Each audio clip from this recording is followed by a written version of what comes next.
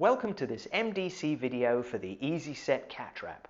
The EeziSet is an automatic trap designed to safely catch individual cats. It's made of a heavy gauge black wire mesh, has a solid metal base and is powder coated for extra resilience. This is a standard model and it weighs 8 kilos. There's also a slightly longer model available. Has a spring-loaded, self-locking trapdoor that's released when the cat steps on the footplate. Has a polyglass panel at the rear end of the cage that allows bait to be placed inside the trap and for you to transfer the cat from the trap into a transfer cage or carrier. Has a carrying handle, and these small metal plates here help prevent cats from getting hold of bait or food from the outside. When you first receive the trap, it arrives fully assembled. It's very important to practice using the trap before you actually start going out to trap cats, so that you're completely familiar and comfortable with how it works. You should also check the trap over every time you're about to use it to ensure it's properly maintained and that there's no damage and it's in good working order. Check the trap by arming the trigger like this. And then pressing on the footplate like this. The front door should close easily as soon as the footplate is pressed. Also check that the end panel slides up and down smoothly. In an ideal world, you should acclimatize cats to the trap by allowing them to eat food from an unset trap with the end door removed for several days before you actually start trapping them. For the sake of this video, let's assume that you've already done that.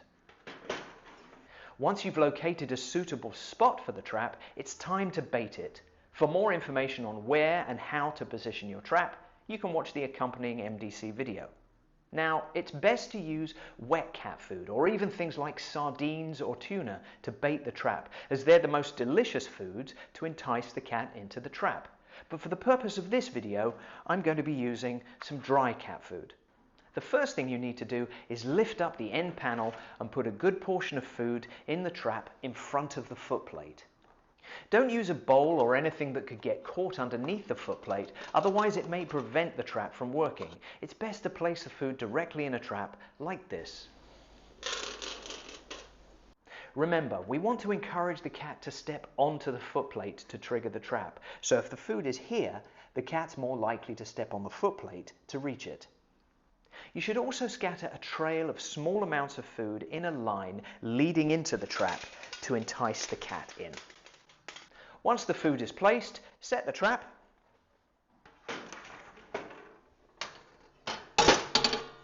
Remove any food or extra items that you brought with you. Check that the entrance is clear, and then leave the trap to do its job. Here's the cat being tempted by the bait. It's approaching the trap, having a little food, working its way in, and triggering the trap.